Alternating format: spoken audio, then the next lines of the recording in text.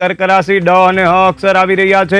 સ્વયં ભગવાન રાશિ સ્વામી ચંદ્રમા મનસો જાતસ્તક્ષો ભગવાન ચંદ્રનારાયણ કૃપા કરાવવા વાળા બને એવો ભાવ આજે સમજદારીપૂર્વક કર્ક રાશિના જાતકોએ કાર્ય કરવાનું છે। મિત્રો બની શકે ને તો કોઈ અન્ય વ્યક્તિ ઉપર આજે વિશ્વાસ ન કરશો। ક્યાંક એ કરેલો વિશ્વાસ આગળ જતા આપણા માટે થઈને નુકસાનકારક બની શકે આવા પણ યોગો બતાવવામાં આવ્યા છે।